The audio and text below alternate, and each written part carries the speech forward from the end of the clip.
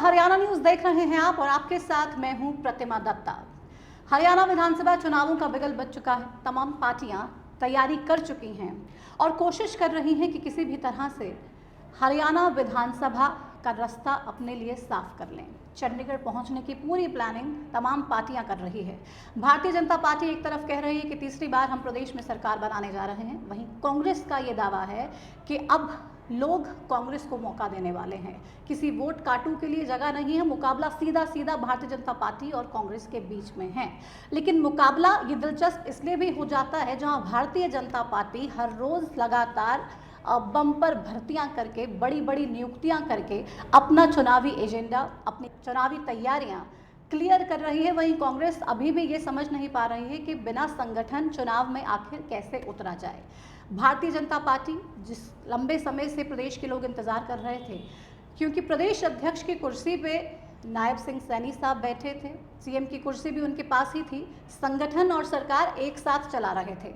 एक लंबे इंतजार के बाद आखिरकार वो इंतजार खत्म कर दिया और भारतीय जनता पार्टी के प्रदेश अध्यक्ष की कमान मोहन लाल बड़ौली जी को सौंप दी गई, जिन्होंने हाल ही में सोनीपत से लोकसभा का चुनाव लड़ा, संगठन में एक लंबे अरसे तक काम किया और मंडल अध्यक्ष से लेके अब सीधा प्रदेश अध्यक्ष की कुर्सी के बीच का जो ये रास्ता था, ये कितना कठिन उनके लिए भी रहा। और अब जब ये नई जिम्मेदारी मिली है तो कितनी चुनौतियां और कितनी तैयारी। हमारे साथ आज ही पदभार ग्रहण करके मोहनलाल बड़ौली जी सीधा हमारे साथ इस इंटरव्यू में आ गए हैं और अपना प्लान भारतीय जनता पार्टी की कमान संभालने के बाद सबसे पहले हरियाणा न्यूज़ पर बताने वाले हैं। मोहनलाल बड़ौली जी, सबसे पहले तो बहुत स्वागत है आपका हरियाणा न्यूज़ पर। बहुत बहुत शुभकामनाएं और बहुत बहुत बधाई। आपके दर्शकों को प्रदेश अध्यक्ष के नाते नमस्कार, प्रणाम और बहुत बहुत धन्यवाद भी मैं प्रतिमा दत्ता जी आपका करूंगा, क्योंकि आपने चुनाव के समय भी एक इंटरव्यू मेरा किया था और आज जैसे ही मुझे एक प्रदेश अध्यक्ष भाजपा हरियाणा की मिली और आपने इंटरव्यू के लिए आए हैं, मैं बिल्कुल सबसे पहले हरियाणा न्यूज़ हर वक्त ये कोशिश करता है कि तमाम राजनीतिक गतिविधियां जितनी भी हैं बड़ौली साहब दर्शकों तक सबसे पहले हम पहुंचाएं। सबसे पहला सवाल आपसे मेरा ये रहेगा कि इतनी बड़ी चुनौती है, एक बार फिर से विधानसभा का चुनाव सर पे है और आपको अब ये कमान मिली है, क्या लगता है मुश्किल है या फिर हो जाएगा? मोहनलाल बड़ौली कितने तैयार? ये भारतीय जनता पार्टी का जो अनेक जिम्मेवारियां एक सामान्य कार्यकर्ता को हमारे भारतीय जनता पार्टी का शीर्ष नेतृत्व काम के माध्यम से उसको गढ़ने का काम करता है और उसी प्रकार से अनेक जिम्मेवारियां जो मेरे को देकर संगठन में काम करने का हमारे पार्टी के बड़े नेताओं ने मेरे को गढ़ने का काम किया है। मुझे लगता है कि ये भारतीय जनता पार्टियों की बड़ी ताकत, लाखों कार्यकर्ता, आज विश्व की सबसे बड़ी राजनीतिक पार्टी और हरियाणा प्रदेश में भी लगभग 5 लाख कार्यकर्ता, हमारे ऐसे वेरीफाई कार्यकर्ता जो प्रत्येक पन्ने की जिम्मेवारी के साथ भारतीय जनता पार्टी के अनेक जिम्मेवारियों पर हैं। अनेक हमारे प्रकोष्ठ हैं, विभाग हैं, मोर्चे हैं, हमारे मंडल हैं, शक्ति केंद्र हैं, बूथ हैं। इस प्रकार की जो रचना हमारी पार्टी की है और उस पार्टी में अलग अलग कार्यकर्ता अलग अलग जिम्मेवारी के साथ काम करते हैं। मुझे पूरा विश्वास है कि मैंने लंबे समय से सभी कार्यकर्ताओं के साथ काम करने का मेरा अनुभव है। सबसे मेरे बहुत अच्छे संबंध हैं। उन संबंधों का लाभ पार्टी के साथ साथ जो 2024 के विधानसभा के चुनाव होंगे उसमें भारतीय जनता पार्टी की स्पष्ट बहुमत की सरकार बने। जिस प्रकार से 2014 में हमारी स्पष्ट बहुमत की सरकार हरियाणा प्रदेश में बनी थी, उस समय भी कांग्रेस के लोग यही आकलन, यही बयानबाजी, इसी प्रकार की स्टेटमेंट उनकी आती थी कि भारतीय जनता पार्टी कहीं है नहीं। लेकिन अभी तो बहुत अति उत्साहित है ना, अभी लोकसभा में 5 जीते हैं। केंद्र के अंदर जिस पार्टी की सरकार होती है तब तक हरियाणा प्रदेश का स्वभाव रहा है, वोटर का स्वभाव रहा है, वो उसी पार्टी को प्रदेश की कमांड संभालने का काम करते हैं। और मुझे पूरा विश्वास है कि हरियाणा प्रदेश की जनता डबल इंजन की सरकार को हमारे लोकप्रिय मुख्यमंत्री नायब सिंह सैनी जी के नेतृत्व में जो काम, आज जन कल्याण की योजनाएं गरीब के घर तक पहुंचने का काम हुआ है।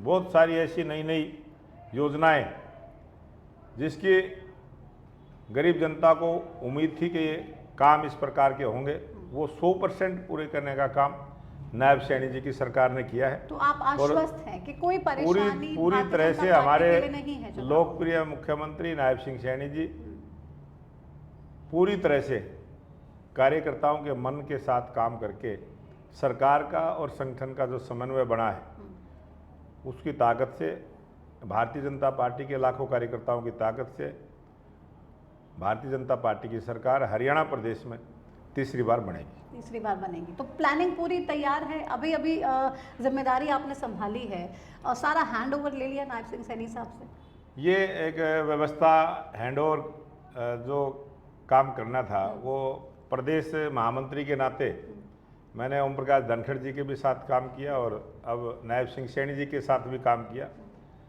वो बहुत सारा काम तो हो रखा था और जो कुछ चीज़ें पार्टी में होती हैं वो सारी हम पूरी करेंगे। आपको प्रदेश अध्यक्ष बनाया गया, कांग्रेस वाले ये कह रहे हैं कि अभी आप देखिए, अभी तो प्रदेश अध्यक्ष बनाया है, टीम तैयार नहीं हुई है, अब वो प्रदेश अध्यक्ष आ गए हैं, पुराने सारे कार्यकर्ताओं को बदल देंगे, सबकी जिम्मेदारियां बदल देंगे और उसके बाद चुनाव की तैयारी तो भूल जाइए।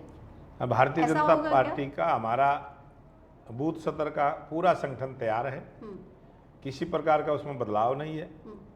और जो सीटें हमारी कोई खाली हैं, जैसे प्रदेश महामंत्री की पोस्ट खाली है, नई नियुक्ति हो जाएगी, कहीं कोई छोटी मोटी हमारी मंडलों में है, हमारी जिलों में है, किसी विभाग प्रकोष्ठ मोर्चे में किसी कार्यकर्ता की अगर कोई सीट खाली है तो उसको भरने का काम करेंगे। बहुत बड़ा परिवर्तन नहीं होगा कि आप बैठे बैठाए तमाम लोगों को हटाकर अपनी टीम लेकर ऐसा हमारे संगठन में कभी हुआ भी नहीं है, कभी नहीं हुआ है। तो कांग्रेस वाले तो इंतजार कर रहे हैं कि यही होगा। कांग्रेस वाले इंतजार में रह जाएंगे और कांग्रेस वाले जो सपने देख रहे हैं उन सपनों को वो देखते रह जाएंगे।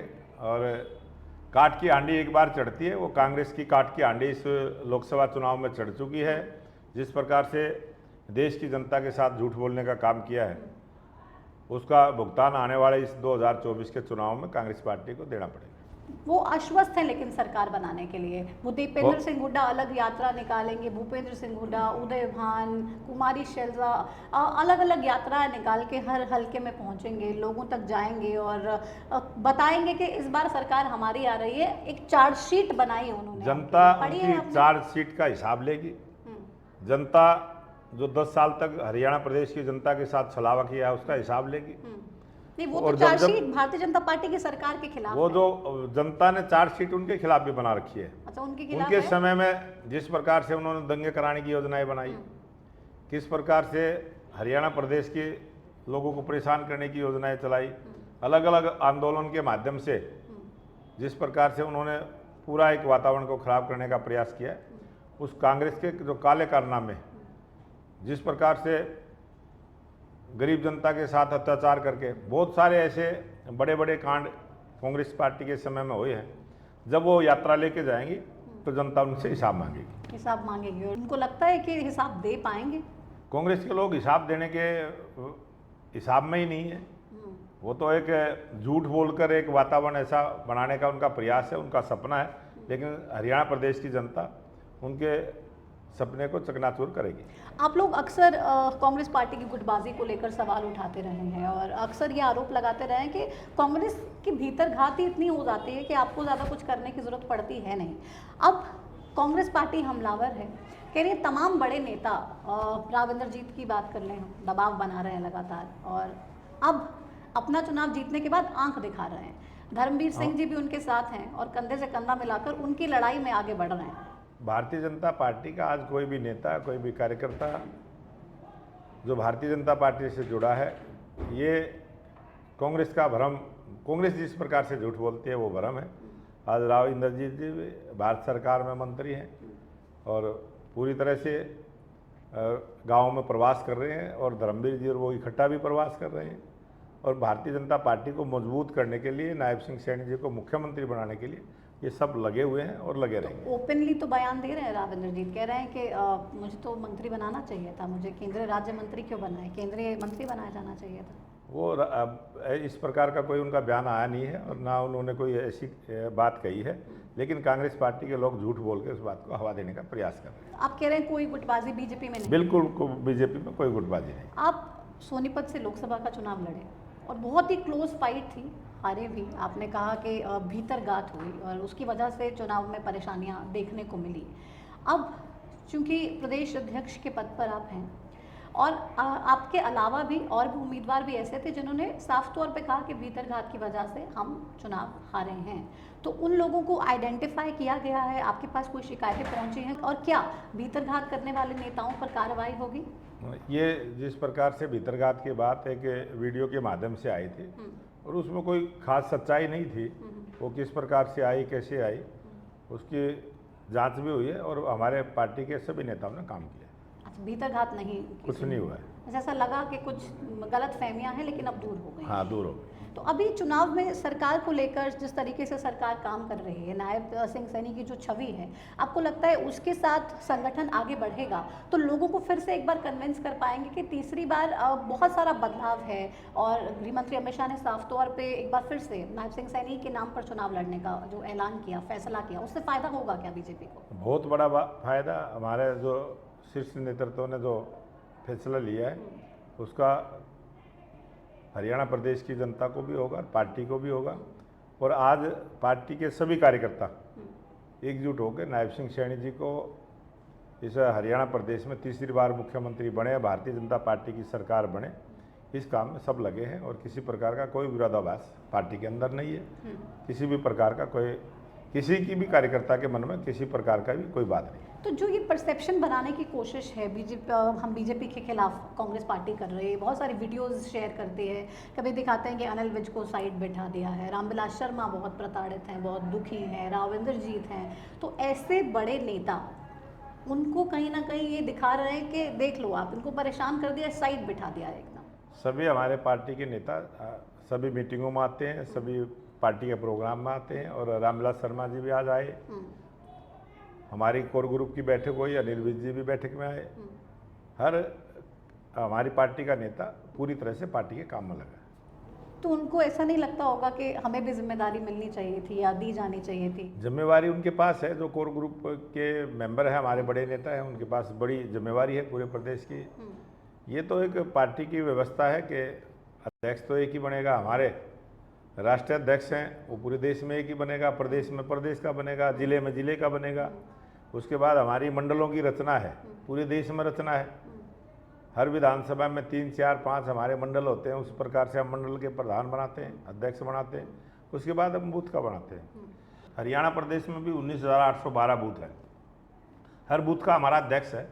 तो इस प्रकार से हमारी अध्यक्षीय व्यवस्था पार्टी के अंदर है और ये लगातार है वर्षों से। तो हम बहुत समय से देख रहे थे जब नायब सिंह सैनी को सीएम बनाया गया और तभी से चर्चाएं थी मोहन लाल बड़ौली साहब को एक बड़ी जिम्मेदारी मिलने वाली है।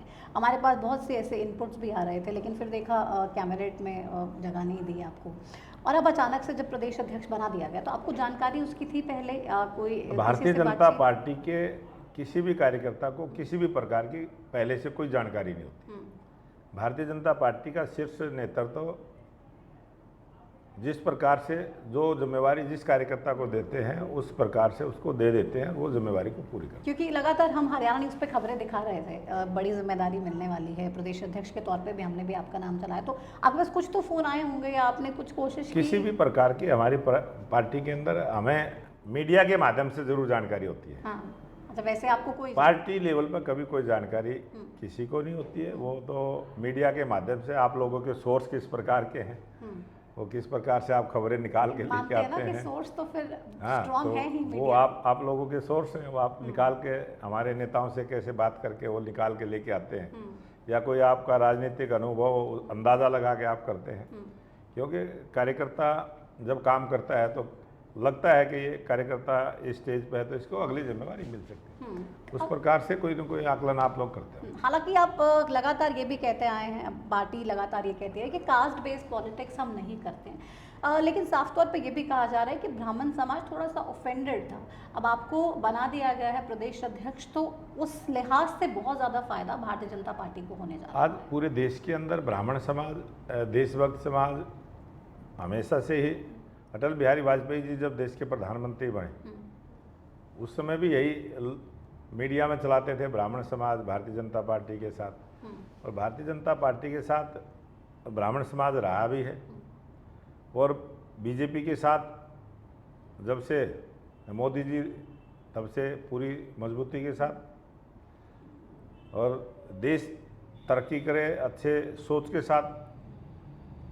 ब्राह्मण समाज जुड़ता है। लेकिन भारतीय जनता पार्टी कभी कास्ट की राजनीति आज तक नहीं की है, कभी भी कहीं किसी प्रांत में नहीं की है। अंत्योदय की सरकार, अंत्योदय की भावना से काम करने का जो हमारी पार्टी का मूल मंत्र है, उस पर जरूर हमारी पार्टी, हमारा संगठन काम करता है। उसमें विचार कास्ट को टारगेट करके, कास्ट को टारगेट करके कभी भी किसी भी प्रांत में भारतीय जनता पार्टी ने कभी कोई राजनीति नहीं की, कभी क्षेत्रवाद की, परिवारवाद की और कास्ट की। हम इन दोनों से बचते हैं, और राष्ट्रवाद की राजनीति को लेके, इस देश के भले के लेके सभी लोगों को मान सम्मान देते हुए इस देश को एक शक्तिशाली राष्ट्र बनाने की जो योजना हमारे राष्ट्रीय नेतृत्व की है, उसमें हमारे करोड़ों कार्यकर्ता भारतीय जनता पार्टी के लगे हैं, और वो उसी भाव से लगे हैं। सेवा ही संगठन जो हमारा मूल मंत्र है, सबका साथ, सबका विकास, सबका प्रयास और सबका विश्वास।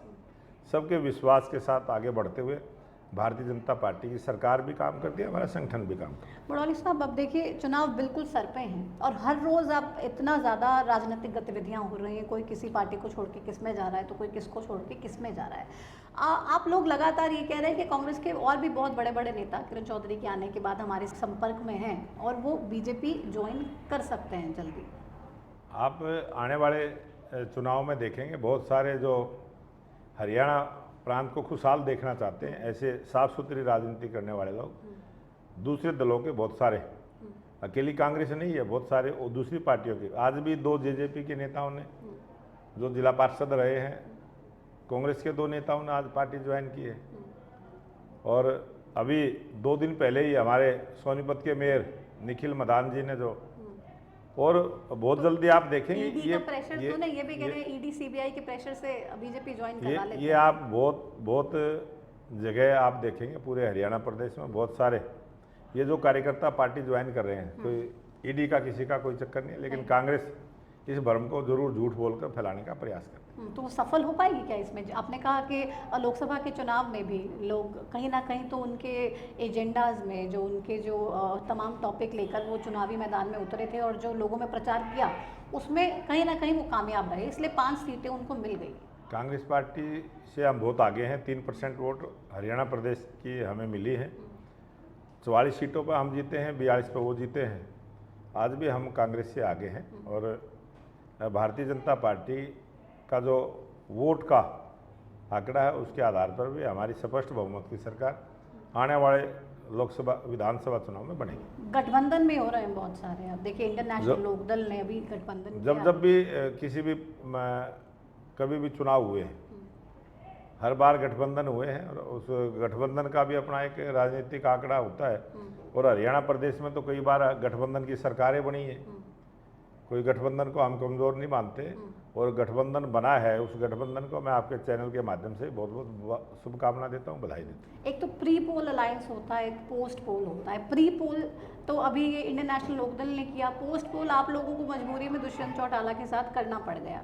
अभी अगर एक हाइपोथेटिकल क्वेश्चन है, अगर विधानसभा चुनावों में किसी को भी क्लियर मेजॉरिटी नहीं आती है, आपको किसी के साथ अलायंस करना पड़ता है, तो क्या फिर से जननायक जनता पार्टी को चुनेंगे?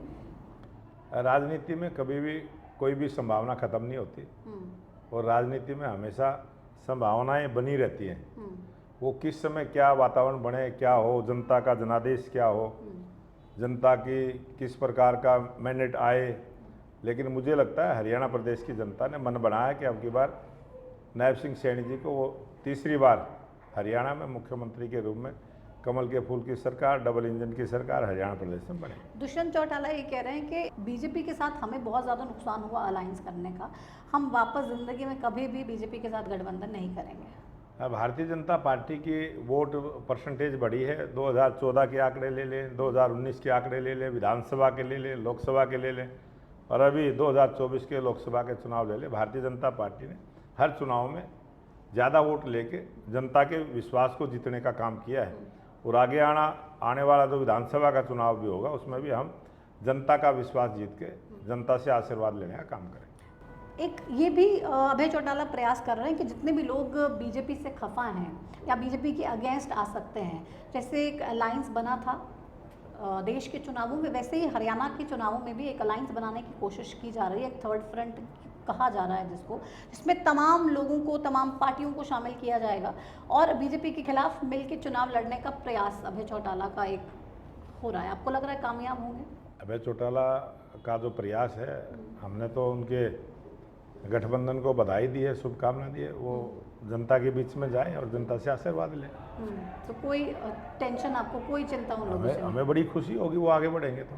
लेकिन भूपेंद्र सिंह हुड्डा साफ तौर पे कह रहे हैं वोट काटूं की जगह नहीं है कहीं पर भी, बीजेपी कांग्रेस में मुकाबला है। आपको क्या लगता है मुकाबला सब पार्टियों में है? आम आदमी पार्टी, मुकाबला जो है वो हुड्डा जी जी के कहने से मुकाबला नहीं होगा, मुकाबला जनता के चाहने से होगा।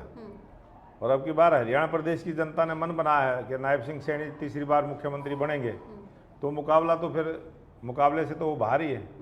जनता मन बना चुकी है और मैं पूरे विश्वास के साथ कहता हूं कि हरियाणा प्रदेश की जनता अब की बार नायब सिंह सैनी जी को मुख्यमंत्री के रूप में बहुत बड़े बहुमत के साथ बैठाने का काम करेगी। क्यों करेगी? जिस प्रकार से जनता के बीच में एक सरल स्वभाव के साथ जनता से उनका जो संबंध है, जिस प्रकार से हरियाणा प्रदेश में विकास के काम हुए, जिस प्रकार से गरीब आदमी की सरकार में भागीदारी हुई है, आपने देखा होगा जैसे ही मुख्यमंत्री बने सबसे पहली हैप्पी स्कीम योजना लागू। कभी किसी ने सोचा नहीं कि गरीब आदमी 1000 किलोमीटर की यात्रा कहीं भी जाए, हरियाणा रोडवेज की बस में बैठ के कहीं तीर्थ यात्रा करे, कहीं अपने किसी सगे संबंधी के घर जाए, स्कूल में जाए, बाजार में जाए, कहीं भी जाए, इस प्रकार की सुविधा। बहुत सारे ऐसे परिवार आज भी अपने देश में हैं जो जिनके पास सफ़र करने के लिए पैसा नहीं होता, उसकी व्यवस्था सरकार ने की है। देश के अंदर बहुत बड़ा वर्ग है जो बगैर इलाज के गरीबी के कारण वंचित रह जाता है, उसकी चिंता करते हुए आयुष्मान योजना के साथ बहुत बड़े 1,20,000 की जो गरीबी रेखा का आंकड़ा था उसको बढ़ा के 1,80,000 रुपये किया। लेकिन आयुष्मान योजना में भी बहुत सारे लोग कितने लोगों को उसका लाभ देने का काम किया। हॉस्पिटल्स लगातार ये कह रहे थे कि हमें पैसे नहीं मिल रहे हैं, हम इलाज अब बंद कर देंगे, बहुत सारी परेशानियां इस तरह की। आज बहुत लोगों का इलाज हो रहा है, समय पर हो रहा है, उसका फायदा गरीब आदमी को हो रहा है। आज किस प्रकार से किसानों को चाहे बिजली का कनेक्शन ट्यूबवेलों के लिए कितनी लाभकारी योजना किसानों के लिए लेकर आए हैं।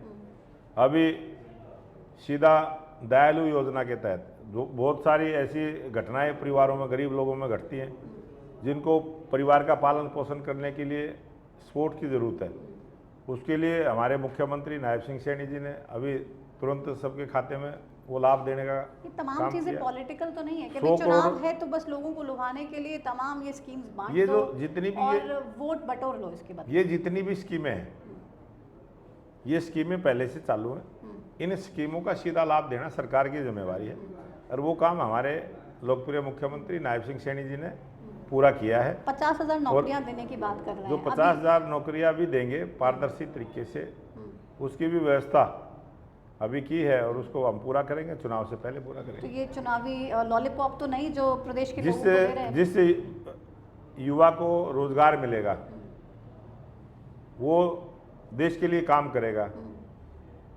तो इसमें कोई लॉलीपॉप की तो बात ही नहीं आती।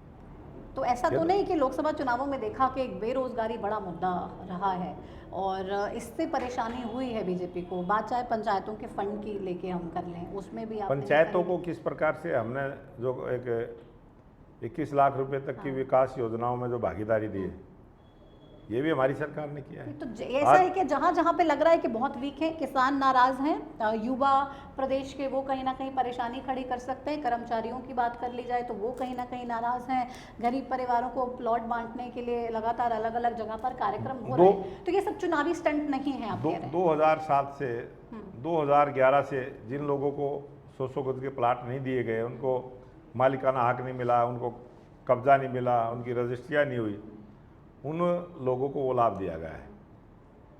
और ऐसे सरकार की जिम्मेवारी भी होती है वो उसके लिए काम करे। और आज पूरे हरियाणा प्रदेश के जनमानस के मन में ये धारणा बनी है कि ये जो वर्तमान की नायब सिंह सैनी जी की सरकार है, ये गरीब की देसी सरकार है, गरीब का भला चाहने वाली सरकार है और हर प्रतिनिधि, कोई चाहे जिला पंचायत में हो चाहे नगर पंचायत में हो, सबको एक विश्वास जगा है कि जो जनप्रतिनिधि चुन के आता है, पंचायत में आए, ब्लॉक समिति में आए, जिला परिषद में आए, सबका बजट बढ़ाने का काम किया, सबको अधिकार दिया है, विकास के काम में भागीदारी सबको दी है।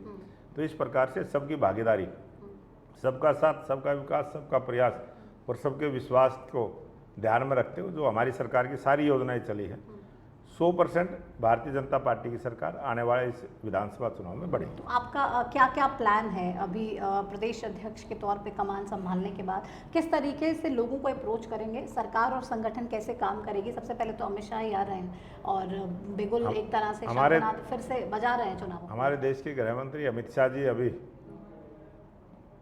हमारी विस्तृत प्रदेश कार्यकारिणी की बैठक पंचकुला में हुई और उसमें जो मार्गदर्शन दे के गए हैं उस पर हमने काम शुरू किया है। हमारी प्रदेश कार्यकारिणी के बाद जिलों की बैठकें हमारी 22 के 22 हो चुकी हैं, उसके बाद हमारी मंडलों की बैठकें हो चुकी हैं।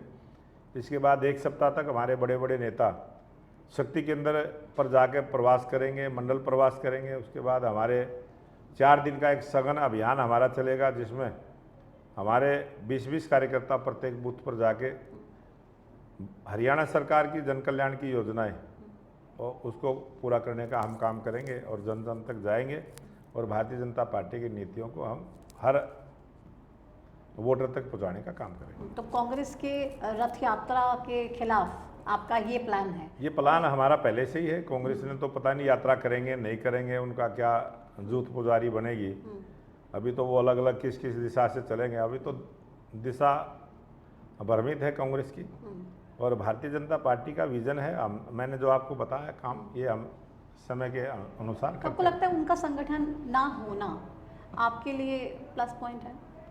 हमें इस चीज़ की कोई चिंता नहीं है कि उनका संगठन है नहीं है, ये उनका अंदरूनी मामला है।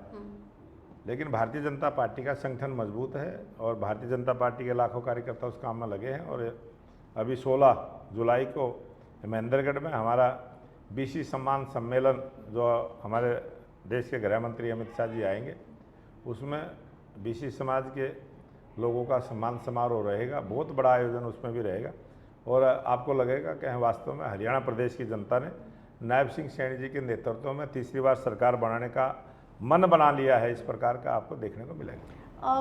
70+ कांग्रेस पार्टी कह रही है कि इस बार हम जीतने जा रहे हैं विधानसभा में। कांग्रेस पार्टी का ये सपना है और कांग्रेस पार्टी, मैंने पहले भी कहा, काट की आंधी एक बार चढ़ती है, बार बार नहीं चढ़ती है। और ये जो इस लोकसभा चुनाव में जो कांग्रेस को वोट मिली है, आने वाले विधानसभा में वो उससे बहुत पीछे पिछड़ जाएगी। 75+ का नारा पिछली बार आप लोगों ने दिया था, इस बार भी इसी नारे के साथ जाएंगे या फिर नायब सिंह सैनी साहब के नाम पे ही चुनाव लड़ा जाएगा? भारतीय जनता पार्टी की सरकार, स्पष्ट बहुमत की सरकार, हरियाणा प्रदेश की जनता से आशीर्वाद लेके हरियाणा प्रदेश में बनेगी और तीसरी बार इस हरियाणा प्रदेश में डबल इंजन की सरकार, नायब सरकार जनता जनार्दन के आशीर्वाद से बनेगी। मोहन जी का प्लान तैयार है, संगठन में कोई बड़े बदलाव नहीं होंगे, जो खाली पद हैं बस उनकी नियुक्तियां करेंगे। ऐसा नहीं होगा कि अपनी टीम और पुराने वालों की टीम हट जाए, वही टीम काम करेगी और जो खाली नियुक्ति है वो एक आध नियुक्ति होगी। बाकी भारतीय जनता पार्टी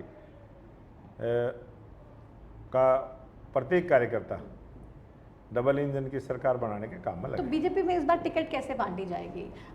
क्या बड़े नेता जो लगातार अब अपने बच्चों के लिए टिकट मांग रहे हैं, कोई अपने बेटे के लिए, कोई अपनी बेटी के लिए, उन लोगों को प्राथमिकता दी जाएगी या फिर क्लियर कट परफॉर्मेंस के बेस पे? हमारा संगठन का नारा है हरियाणा एक, हरियाणवी एक, और हम सब एक परिवार की तरह काम करते हैं और भारतीय जनता पार्टी का सभी नेता इसका ध्यान भी रखते हैं। ये हमारे संस्कार में है, हमारी सोच में है, हमारे विचार में है और भारतीय जनता पार्टी के लिए सब बराबर हैं। और भारतीय जनता पार्टी का कोई भी नेता कभी भी अपने बच्चों को लेना टिकट मांगता है ना, पहले हमारी परंपरा रही। तो राविंद्रजीत सिंह मांग रहे, कृष्णपाल गुर्जर लगातार मांग रहे हैं। ये बहुत सारी बातें राजनीति में अभी आई हैं, उनको प्रॉमिस किया है क्या राज्यसभा या उनकी? ये बहुत सारी, हमारी पार्टी में कभी किसी का कोई प्रॉमिस होता नहीं है और ये एक ऐसी पार्टी है लोकतांत्रिक ढंग से जो काम करती है। ये किसी व्यक्ति के लिए काम नहीं करती, देश के लिए जो काम करती है और देश के लिए जो नेता काम करता है उसी को मौका मिलता है। ये है कि क्राइटेरिया टिकट मिलने का देश के लिए काम किया जाना चाहिए और परफॉर्मेंस अच्छी होनी चाहिए सर्वे भी होगा, उसके नंबर भी देखे सर्वे जाएंगे? हमारे अलग अलग संगठन के सर्वे होते हैं और कुछ एजेंसियां भी सर्वे करती हैं, पर कई स्तरों पर सर्वे होते हैं। और पार्टी का जब काम होता है, ये जिस प्रकार से हमारे पार्टी के अभियान चलते हैं, इसमें भी काम के आधार पर ये हमारा सर्वे हो जाता है। तो मतलब किसी नेता को चिंता करने की जरूरत किसी नहीं है। नेता को कि ना टिकट की चिंता करने की जरूरत है। संगठन जिस कार्यकर्ता को लड़ाएगा वही कार्यकर्ता चुनाव लड़ लेगा। मोहनलाल बड़ौली सबको साथ लेके चलेंगे। 100% सभी कार्यकर्ता सबको साथ लेके सबका मान सम्मान करते हुए पहली बार हरियाणा प्रदेश में भारतीय जनता पार्टी के कार्यकर्ताओं की सरकार बनेगी। चलिए, बहुत शुक्रिया अपना समय देने के लिए। नमस्कार। समय आपका भी बहुत कीमती है और बिल्कुल चुनाव के समय में इतनी बड़ी जिम्मेदारी मिली है, बहुत सारे काम भी हैं आपके और बहुत सारी जिम्मेदारियां लगानी भी हैं अपने कार्यकर्ताओं की। बहुत शुक्रिया अपना समय हमें देने के लिए और अपना प्लान हमारे साथ साझा करने के लिए। नमस्कार। तो आपने सुना मोहनलाल बड़ौली जी को साफ तौर पे बता दिया है कि परेशान होने की ज़रूरत नहीं है किसी भी नेता को जिसकी परफॉर्मेंस बहुत अच्छी हो। टिकट कटने की चिंता मत कीजिए, टिकट मिलने की गारंटी मोहनलाल बड़ौली साहब दे रहे हैं, लेकिन सिर्फ तब जब आप परफॉर्मेंस में अच्छे हों, सर्वे में अच्छे हों और देश के लिए काम करते हो, पार्टी के लिए पूरी निष्ठा ईमानदारी से काम करते हो, तो मोहनलाल बड़ौली साहब आपके साथ हैं। और वो नेता जो ये सोच रहे हैं कि मोहनलाल बड़ौली जी आ गए तो शायद अब हमारा पत्ता कट जाएगा संगठन से, अपने लोग रख लेंगे, वो भी इस बात के लिए निश्चिंत हो जाइए।